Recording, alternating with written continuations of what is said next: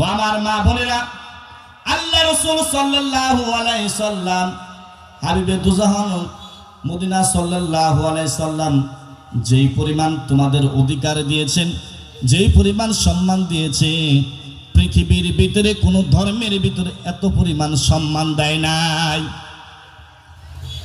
ও মা, তোমার মতন কত মহিলা আছে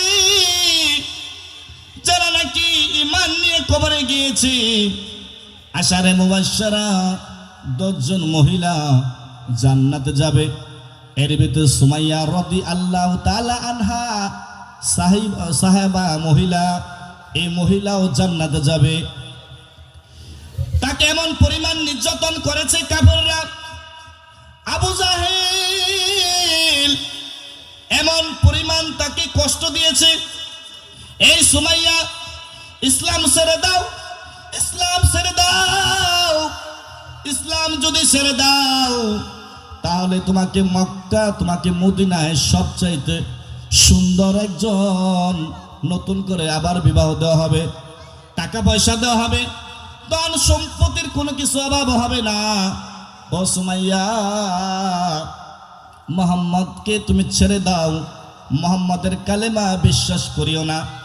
সুমাইয়া রাদিয়াল্লাহু তাআলা আনহা বলেন, আবু জাহেল, আমার জীবন চলে যাবে, কলিজা বের করে ফেলো, আমাকে হত্যা করো, তারপরও আমি কখনো ঈমান ছাড়ব না, ঈমান নিয়ে কবরে যাইতে চাই।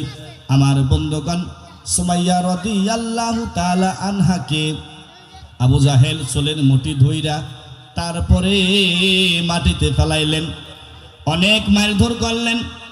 সুমাইয়াকে বলে, সুমাইয়া এখনো সময় আছে, ইসলাম ছেড়ে দাও, ইসলাম ছেড়ে দাও রে সুমাইয়া। সুমাইয়া বলে, আবু জাহেল রে, এক কথা কয়বার বলবো, আমার জীবন যদি চলে যায়, কলিজা যদি চলে যায়, তারপরে ইসলাম ছাড়বো না, ঈমান ছাড়বো না। আমার বন্ধুগণ, আবু জাহেল, পাষাণ আবু জাহেল সুমাইয়াকে চুলের মুঠি ধইরা টানতে টানতে তারপরে যখন নাকি মরুভূমির ওখানে নিয়ে গেল, আমার বন্ধুগণ, সুমাইয়াকে এমন নির্যাতন করলো, অলঙ্গ করলো, জামা কাপড় খুলে ফেললো। সুমাইয়াকে বলে, সুমাইয়া এখনো সময় আছে।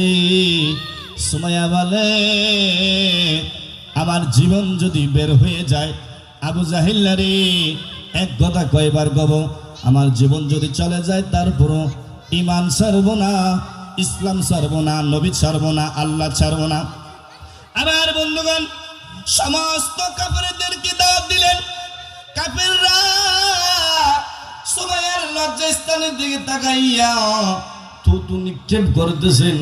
আমার বন্ধুগণ, এইবার বললেন, আবু জাহেল, ও তাড়াতাড়ি বর্ষা নিয়ে আসো, ওকে হত্যা করব। তারপরে সুমাইয়া রাদিয়াল্লাহু তাআলা আনহার লজ্জাস্থানে বর্ষা দিলেন, এমন জোরে নিক্ষেপ করলেন, সুমাইয়া আসমানের মালিকের দিকে তাকায় কান্না করে, ও আসমানের মালিক,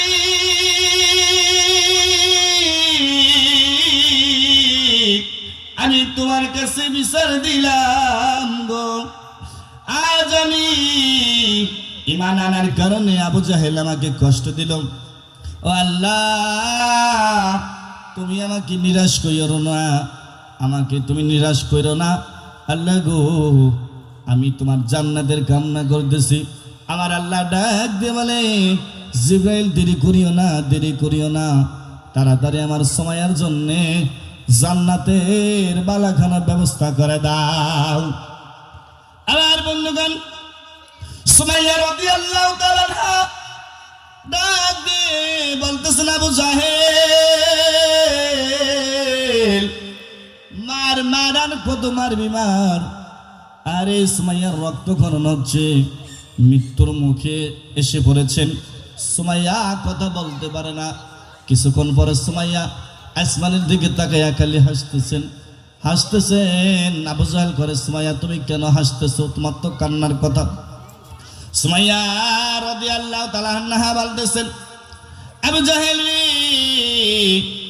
আল্লাহ রাব্বুল আলামিন আমাকে জান্নাতের ঘোষণা করে দিয়েছেন। ও আবু জাহেল, আল্লাহ তাআলা স্বয়ং নিজে আসমান থেকে নেমে আমি সুমাইয়াকে সান্ত্বনা দিচ্ছে, সুমাইয়া চিন্তা করিও না, জান্নাত তোমার জন্য নির্ধারিত হয়ে গেছে। সুবহানাল্লাহ।